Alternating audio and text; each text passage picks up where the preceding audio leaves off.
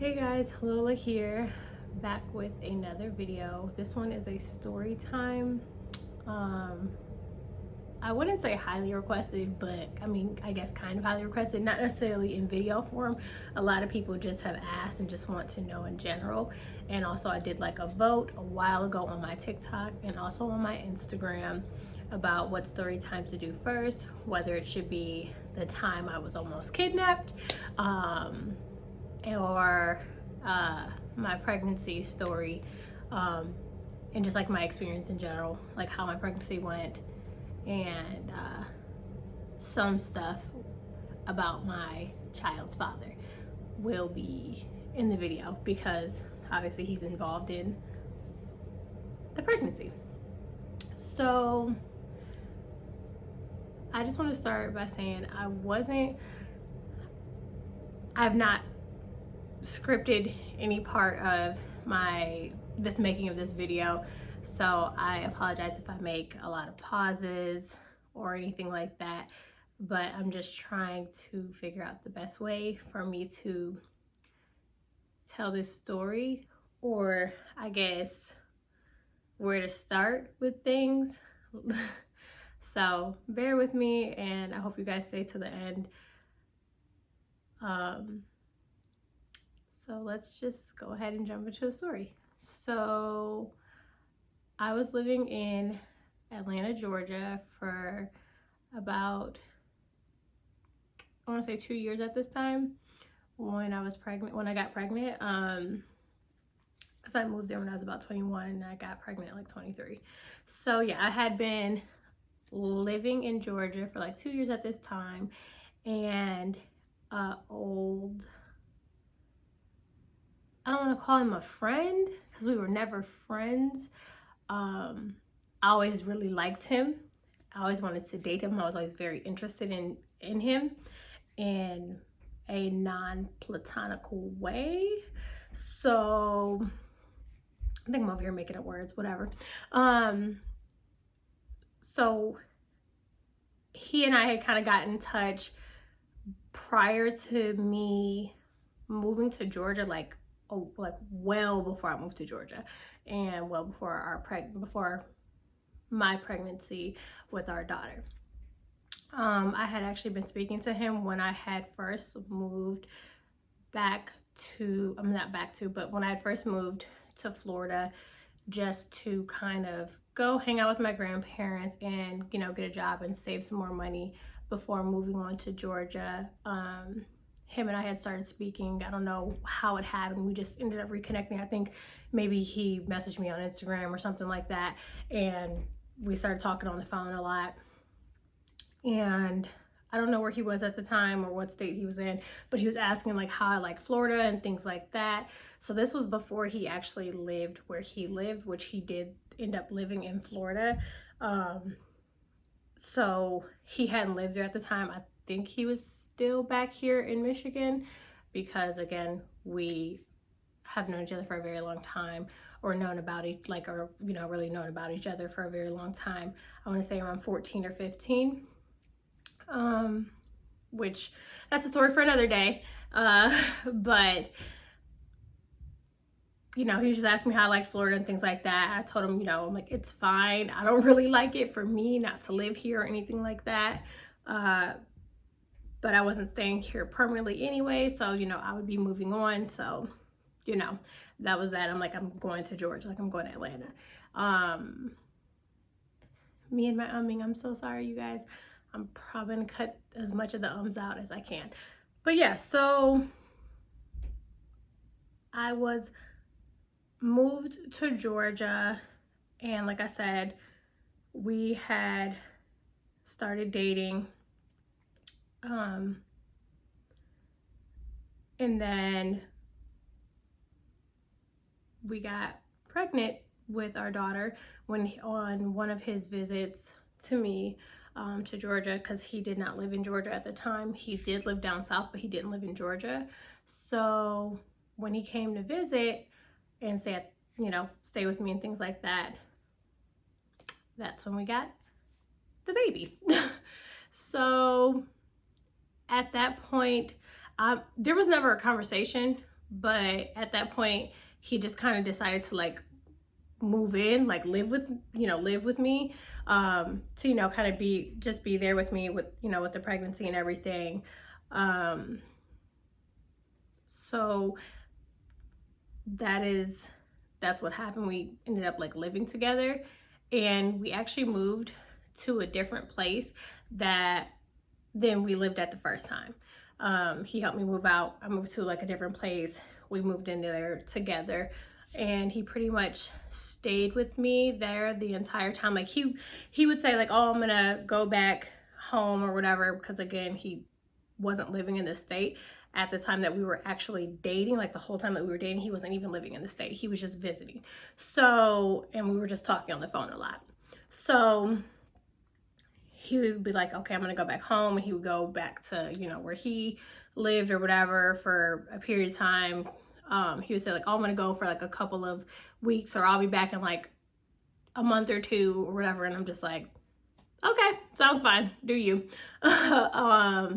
Just obviously like stay in contact with me because I'm pregnant with your child. So he would never stay gone for weeks or the months that he said he was going to be gone for. He would literally be gone for no more than a week at a time during my pregnancy. And that was until he got picked up by the police. One day when I was at work, I was about 3.5, maybe 4 months pregnant at this time. And he got picked up by the cops. I did not know he had gotten picked up by the cops. When when everything happened, I went to work that day. Everything was normal, told him goodbye, left. And then when I came home after work, my house was like ransacked. Like it looked like somebody had come in my house and like basically robbed the place. Like it looked like people like came and like took all my stuff. Like nothing was missing, but just when you open the door, there's stuff everywhere. The drawers are pulled out, things are turned over. My couch is flipped, the couch cushions are all pulled out. When I go into my bedroom, the mattress is flipped over against the wall. The stuff in my closet, clothes are pulled out everywhere. The stuff that I had at the top, like little files and stuff, because I keep like a box of cards that people gave me, and I've been collecting them since I was like a kid. I don't know why, but I do. So I had those, and they had that whole box spilled out, opened up. Went in my bathroom, the cabinet was open, all the medicine was knocked over and into the sink. Stuff was pulled out of the cabinet underneath, the drawers opened. Just everything looked crazy. Like I said, it just looked like someone ransacked my home. And I had no idea what happened when this happened. I thought, oh my gosh, maybe he had some people over, maybe they got into a fight, maybe, I know, irrational, maybe they took him, I don't know. There's no blood or anything. There's nothing crazy in the house. There's no gunshot, anything. There's no bullets in the wall. There's no knives anywhere. Like I said, there's nothing like that, but I'm pregnant, I'm scared, I don't know what's going on. I'm thinking he had friends over, maybe there was a fight, maybe he did something and, they tore up my house and took him. So I called my friend Kira, who lived in Atlanta and down the street from me at the time.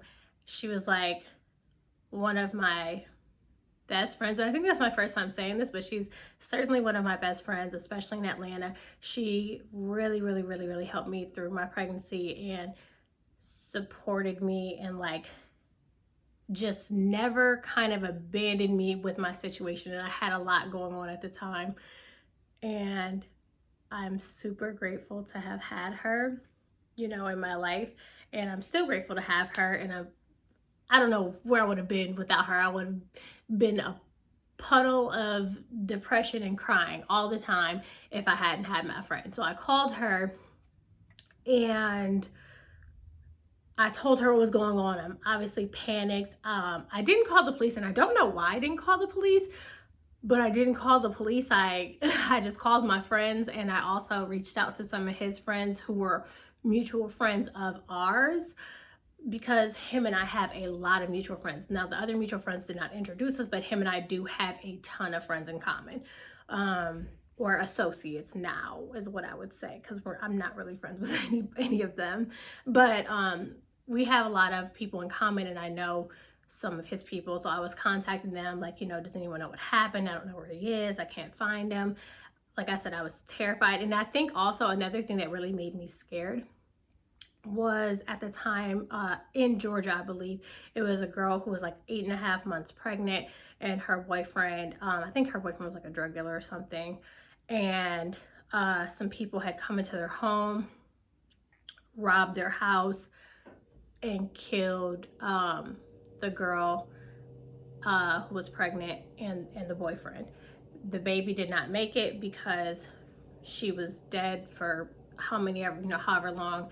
I don't know what the case was, but that was, in my head, rationally, that was just like, there's just someone going around murdering couples who are having babies, and I'm just being irrational and things like that. And just, like I said, just thinking of all the worst case scenarios and just not considering anything. So I still didn't call the police because there was really no evidence of him being harmed or anything in the house. And I just, like I said, I was just panicked, and I wasn't sure what to do, but I still was going to, I still had went to work. So for 3 days during my pregnancy, when this happened, I was unaware of where he was, but didn't know what to do. So I was talking to my friends, I went to work, and one of my friends had said, well, maybe he got arrested. And I'm like, why would you say that? Like, why would you just suggest he got arrested? And she was like, oh, you know, like, that just, sometimes that happens. Like, you know, maybe he got arrested. I'm like, but why would he get arrested at the house? Like, what would he have been doing to get arrested at my house? Like, it's not like he's on any of our paperwork, you know, for the apartment, because I got the apartment on my own. So it wasn't like he was on anything, any documents or anything like that. So I'm like, how, for what? I'm confused. So she had suggested this, and she's like, well, you can look it up. And I'm just like, how do people look up, you know, that someone's in jail? I've never done anything like that, because I've never been in a situation where I've needed to do that. So she had went online. I don't know what the heck she did. So I think she just like Googled, or like went to like the county by where I live, because there was actually a jail down the street from where I lived. Like, I want to say like no, it wasn't a 5-minute drive from that house. It was whatever. It was a drive. It was a close enough drive. It's like maybe 10 minutes from where I lived. So she looked up the county, and she's like, yep, he's here. Like, he's in jail. And I'm just like, okay, what the fuck? So since he's in jail, and it doesn't say any charges listed. Like, I think one of them was like possession of like a small amount of marijuana, but it was for like personal use, like he was smoking. So he's not a drug dealer of any kind. That's not what he was arrested for. But that's all it said on there. And I'm just like, okay, why would they pick him up from my house for smoking 1/8 of weed? And on top of that, how do they know he was at my house smoking any weed in general? Like, did someone call? Like, I'm just confused as to like what's happening at this point. I don't know anything. So there had been a number that was calling me, like an 800 number or something like that, for like the 3 days that I said that I did not know where he was. So during that time that this call was, kept coming through, I like blocked the number. And I blocked it not thinking like, oh, this could be someone calling me about him, or it could be him calling or whatever. And I just, as soon as I saw that she said that he was in jail, I was like, oh shit. maybe that was him calling me. And I went back to my, to my like log to where numbers are blocked or whatever. And I went to go see, and I unblocked the number. And then I got a call, I want to say like 10 minutes later, and it was him, and he was pissed, and he was like, I've been calling you for days, where have you been, why haven't you been answering me? And I'm just like, how are you gonna be mad and screaming at me because I haven't answered a number I don't know? Sir, I haven't known where you've been in days. I've literally been staying at my friend's house because I'm terrified that I thought someone took you, and I thought they would come back to the house. I thought something was gonna happen to me. I was worried about the baby. Like, there was just a lot going on. I'm like, you don't get to be mad at me because you got arrested. I'm like, I don't even know why you got arrested. Like, what happened, and why was my house a mess? And he had said to me basically that the house was a mess because, so I had one little bullet, and I had it because I was gonna get it made into a necklace. Don't ask why. I just wanted to. So I had like a small bullet. It was on the it was underneath my TV, sitting on like the little dresser side. And I guess like they, when they came in to come get him, because they had a warrant for him. I'll explain the warrant later, but they had a warrant for him, and they came in, they're like, are there any guns? Are there any drugs in here? He's obviously smoking weed at the time, so they see and they smell it. So he goes or whatever. They arrest him. He tells them there's no guns or anything in the house. Like there's nothing like that. And I guess they didn't believe him because then they then destroyed my house.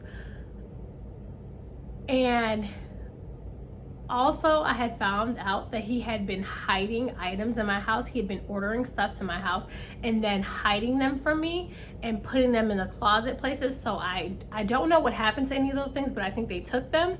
I don't know for what, but they took whatever the stuff was that he was ordering, and they kept those. So not sure whatever happened with that. There was no case or no charges for those things. I truly don't know. But anyhow, he was arrested. I found out everything that happened. I'm like, why aren't you out? Like, what happened? Like, why are you still in jail? I don't get what's going on. He's like, I don't know what's happening.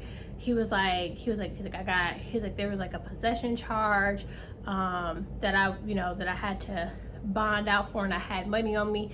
So I paid the bond. And I was like, okay, so why are you still in jail? Like, I don't know. Obviously, I don't know how any of this works. So I'm like, why are you still in jail? He's like, I don't know. He's like, do you know any lawyers? Can you contact the lawyer? Can you please do X, Y, and Z to figure out what's going on? And I'm just like, all right. I contacted a lawyer, and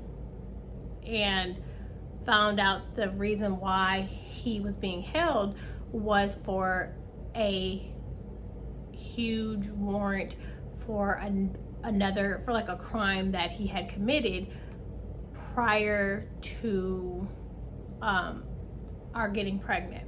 So I was unaware of the crime. I was also unaware that he had this warrant out for him. I was unaware that he was technically on the run, and he was basically staying at my house while being pursued legally.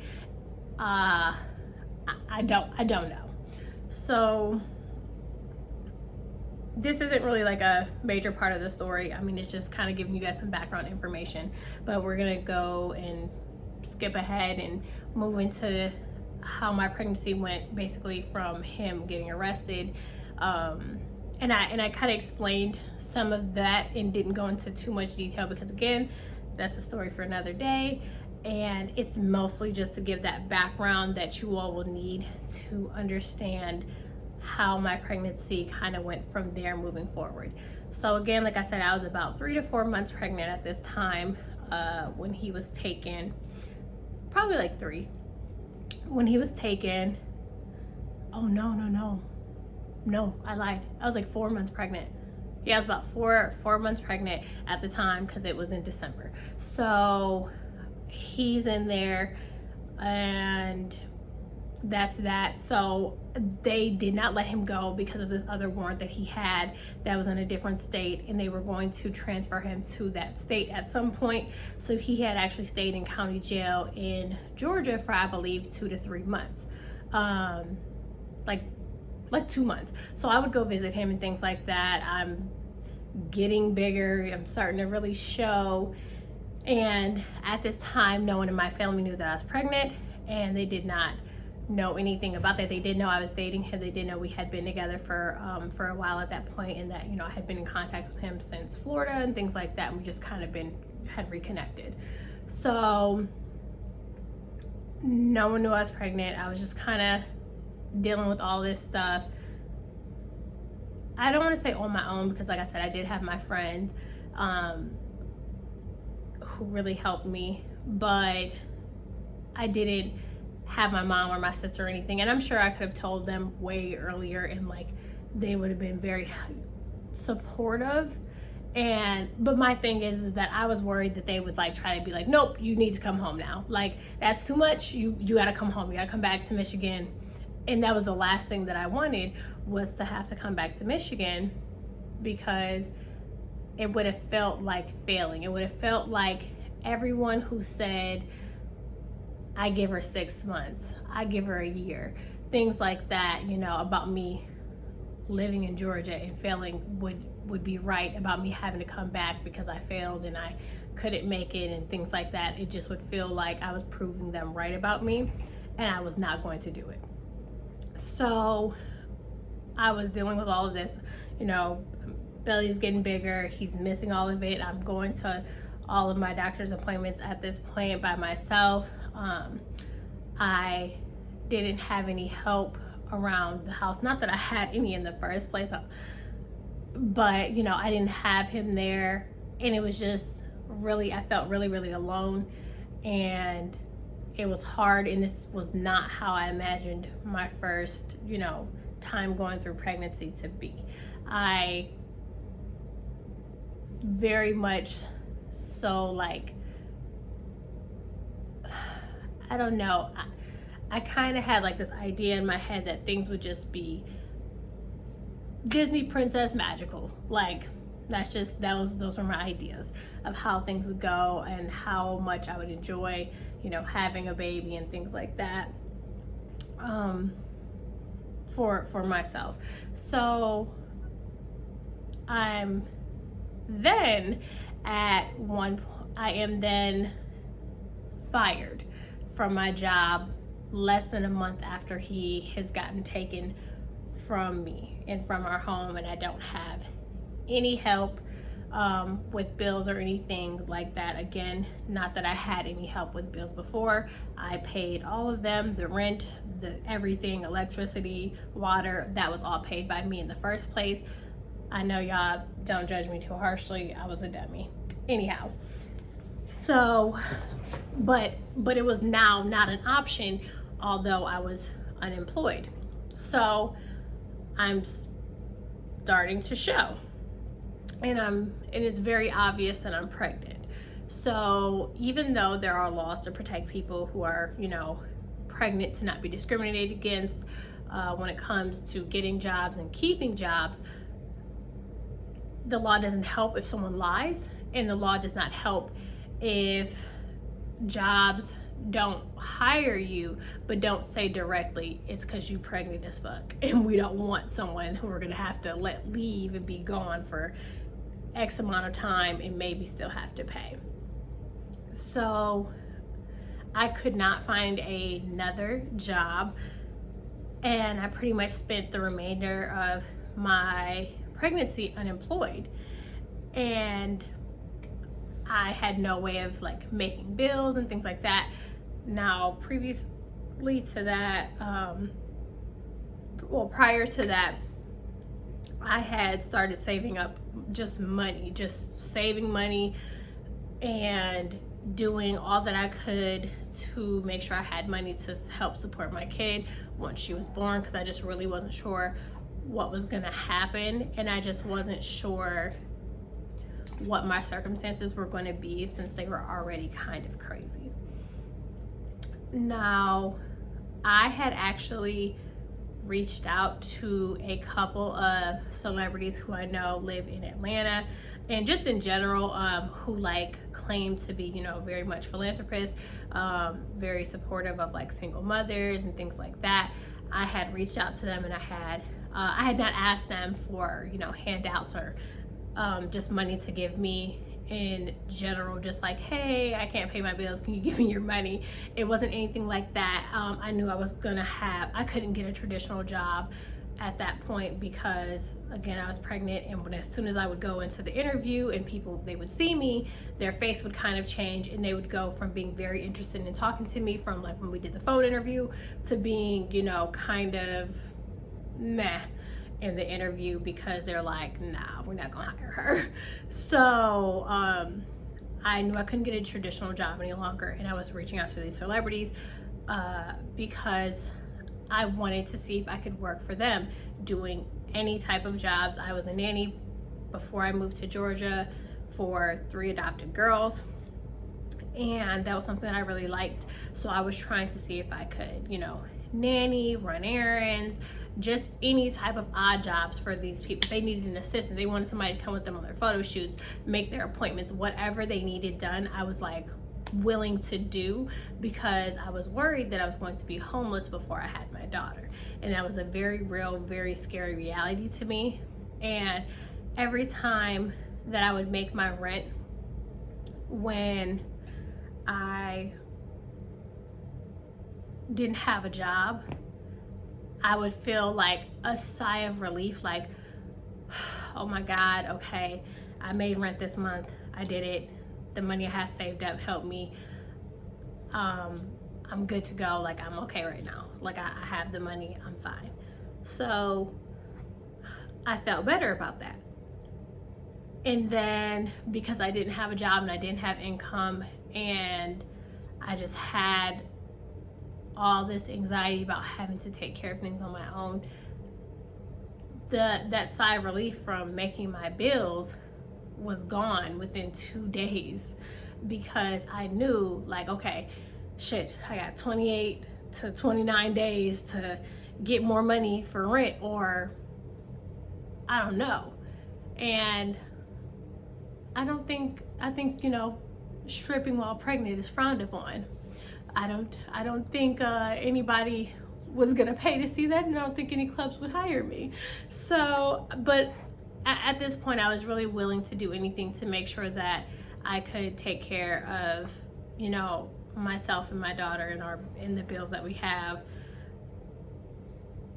So just every month worrying about bills and things like that was really hard for me. And like I said, reaching out to these celebrities who, you know, were like very publicly philanthropist and supportive of, you know, single mothers and things like that, refused my, you know, which I don't feel entitled to anything of anybody's, and that's fine. You know, you don't have to help anyone, that's okay. Like, I don't feel like I said, I was entitled to anything of theirs, but it was just very crazy to me that there are people who very publicly swear that they're like this different type of person, and then when they're given the opportunity to do what they publicly stand for, they don't do it. And it was, you know, from being left on red to being just like flat out nope, to being told, okay, I've got you, you know, I'll work with you, and, you know, I'll let you know what you can do, to being then you know, never having them reconnect with you and trying your hardest to not give up with your situation. And I'm not gonna name any names or even show any messages or screenshots or anything like that, because I think that also is another story for another day. And I kind of want to wait until, when it comes to me, the price has gone up and I don't need or want anything to do with any of those people in those industries, and I don't require to have not burned those bridges to make it where I need to make it. So I'm just going to leave those things alone until I've got more time and I can really kind of protect myself from these things, because that's just how things go. So again, going through my pregnancy fully alone, fully, like, I don't know if prepartum depression is a thing, but that. So just going through all of those things, having to talk to the child of my father over the phone while he's in jail, and trying to figure out everything I can on my end to help him, to help get him out, to do whatever I need to do to take care of the man who I created a family with. And that was just that. So the actual pregnancy physically was not super horrible for me. I was considered, like medium high risk, just because of some previous medical issues that I had. And the stress was really kind of getting to me and just making things harder. So this definitely was an experience I wouldn't wish on anybody, and it was definitely an experience that I wouldn't ever want to do again. In fact, it's one that I will never do again. I would rather never have another child again in my life than go through this situation again. Just no to all of it. 0 out of 10, 0 stars on Yelp. Can't do it. And it's just so crazy that I really went through all these things, and then it came down to me finally telling my family that I was having this baby. Then a couple months later, I'm having to tell them what's going on with her dad, and that he won't be here when I had the baby, and things like that. And it wasn't necessarily embarrassing, but it was just like, I felt as though my family would be disappointed that this was a situation that I was in, because I know, that's not something they want for me, and it's not something I wanted for myself either, of course. And my mom and my sister and my little brother came down to Georgia to be with me to have the baby so I wouldn't be alone, which was amazing, because I truly wasn't aware of how things were going to go, and I even had plans in place to where my friend Kira, that I mentioned a couple of times, she lived, like I said, she lived really close. She lived down the street, and we were speaking all the time at that point. And I had kind of come up with a plan with her where, I'm like, if I go into labor and whatever else, I'm getting very close. I'm like, if my family's not here, can you help me? Can I call you, and can you help me, get to the hospital or whatever it may be? And, she agreed, of course. So there were actually a couple of times where I had to drive myself to the hospital when I was very, very pregnant, and I didn't know what was going on. I had a lot of pain in my stomach, and I just wasn't sure what was happening with the baby, and it was just rough. So I had finally, gotten to the point of, having the baby. I ended up having to have a C-section. I was in the hospital before having my daughter for about 4 days. So 4 days of labor. But was having contractions the entire time, but I wasn't really dilating. So I was only dilated maybe about 2 centimeters for like pretty much the entire time. So she just wasn't coming. And they were, you know, trying to induce labor and things like that. But when they were trying to induce labor, it was causing her and I distress, and it was dropping both of our heart rates and our oxygen levels.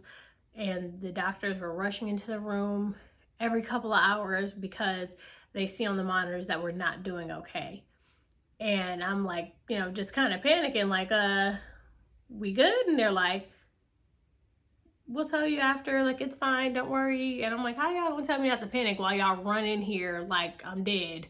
Like, I don't like it. So at some point I just made the call and I was like, we need to do a C-section, because I'm not gonna have you guys keep running in here and telling me that we're both at risk and that our heart rates are dropping, our oxygen levels are dropping, and all these other things, and you're scaring me. And I didn't want to get to the point where I waited so long and then they come in the room and they're like, you know, we're so sorry, but you can't take the baby home with you. Something has happened. No, I came here with this baby. I went through all this stuff. I was leaving with this baby. So I just made the call. I was like, no, we're not waiting any longer. Prep the OR, get this baby out of here. I don't care what y'all gotta do. I literally said to the doctor, like, no, prep the OR. She's coming today. We gonna do this C-section. I do not care. Figure it out. So I, of course, had my daughter then, and things were fine, and I was doing really good. I was recovering really, really well and really fast from my C-section.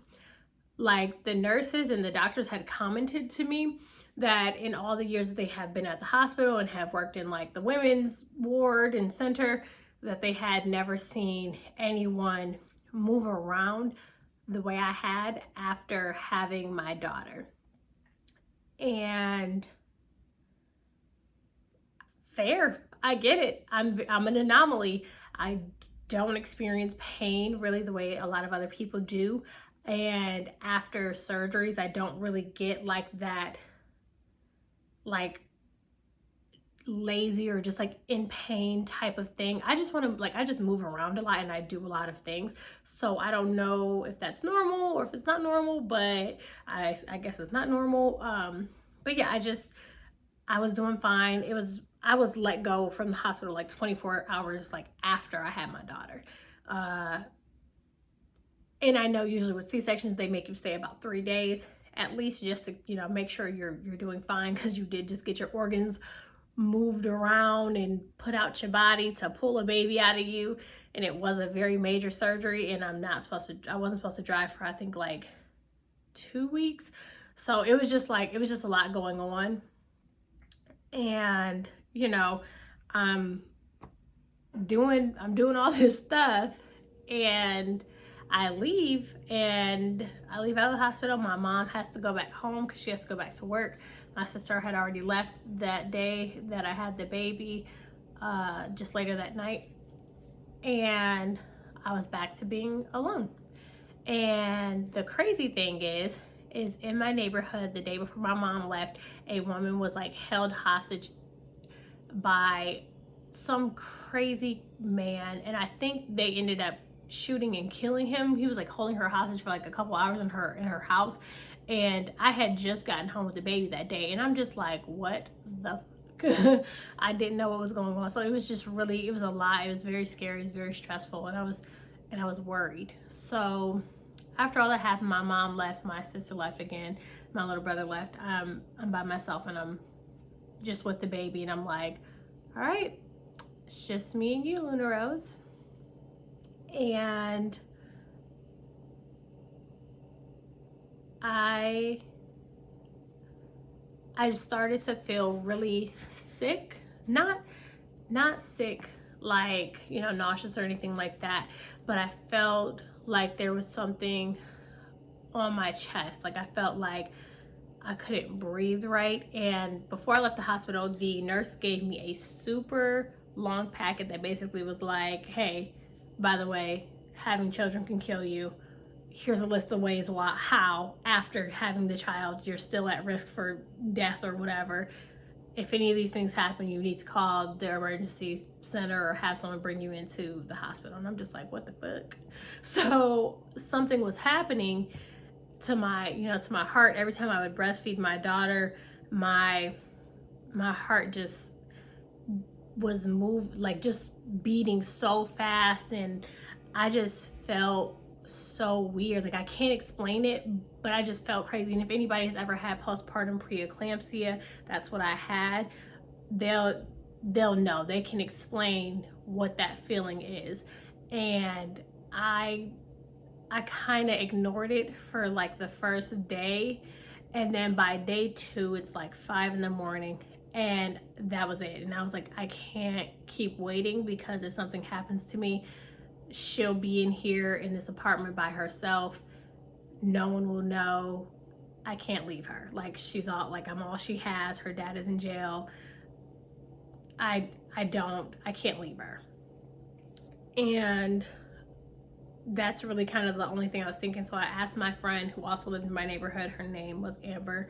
I asked her if she could, before going to work, if she could take me back to the hospital, that was the closest to us, which was the one that I also had my daughter at. So she took me to the emergency room. They did they ran a bunch of tests. I had the baby with me. She's like 3 days old at this point.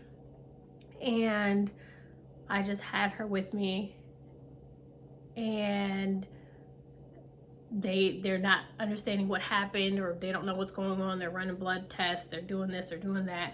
My blood pressure is through the roof. And the lady actually had told me, before she told me what my blood pressure was, she said, I don't want to worry you, but your blood pressure is extremely high, and you are currently at risk for having a heart attack, a stroke, or a seizure, or all of them.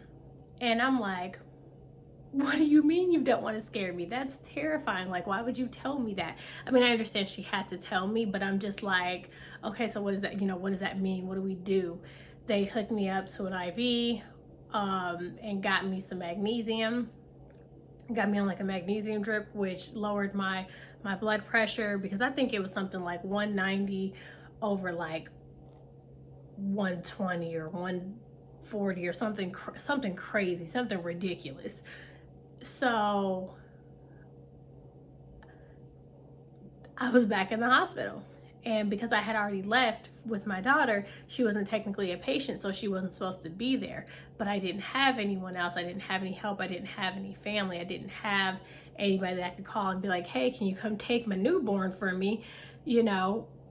Because what was I gonna do? I didn't have any help. So she had to stay in the hospital with me. They moved me back to the women's side, where I actually had her, the women's center, the mommy and baby floor. And they just let me keep her with me. But they did let me know that if anything happened to me and they had to like rush me into like surgery or whatever, they would have to call the state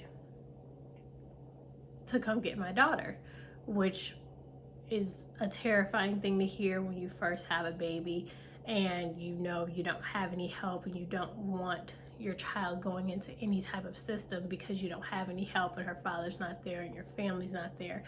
So, some of my friends came and started staying with me at the hospital. My friend Tatiana actually came and stayed with me at the hospital, like spent the night on like the little bench thing that they have in there for guests.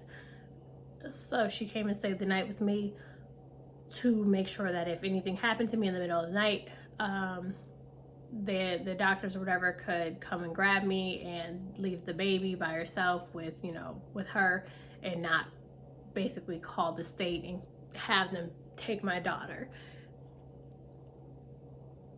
This is something that I worry about for my next pregnancy and things like that. And I have been told by my doctor that having had postpartum preeclampsia does put me at risk for getting it again. They're not sure why I got it, but it does put me at risk for getting it again. And because of that, I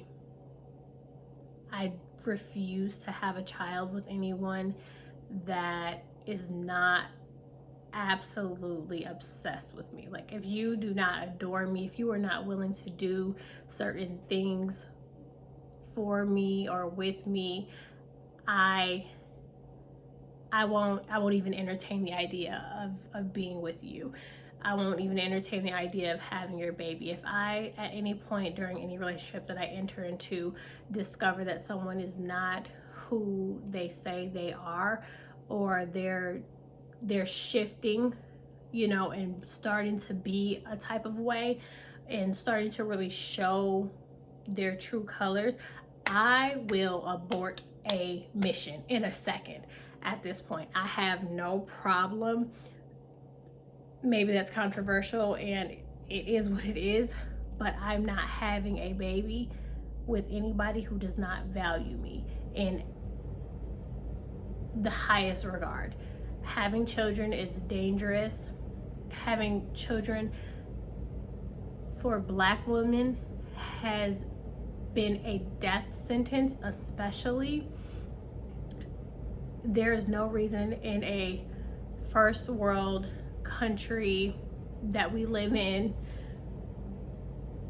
for the amount of women to be dying from child labor that they are, and again, especially Black women, due to neglect, medical staff not believing them about their pain, you know, not believing them when they're advocating for themselves and saying there's something wrong.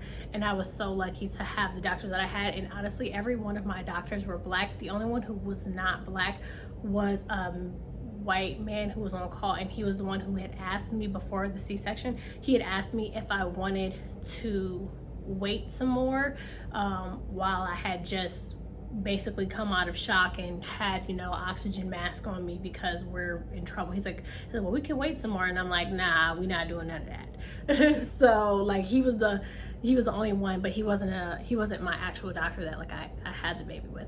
So my whole staff, Black doctors, OBGYN that I went to, Black. Hey, sorry, get a Black doctor, get Black doctors. If you are a woman of color and you're having a child, you need to have someone who's going to listen to you, who's going to believe you, who's going to advocate for you. And if you can't get a Black doctor, at least get a woman doctor who will understand that you are not exaggerating anything that you're going through. And again, for me, this was just such a hard thing, and I of course would do it all over again to have my daughter. But going through this experience is not a thing that I would wish or hope on absolutely anyone, and it just wasn't something that I deserved, and it'll never be something that I deserved, and it's something that anyone else anywhere deserves. So if you take anything away from my story about, you know, my pregnancy, is be careful with, you know, who you're with, and be careful with yourself. Advocate for yourself medically, and just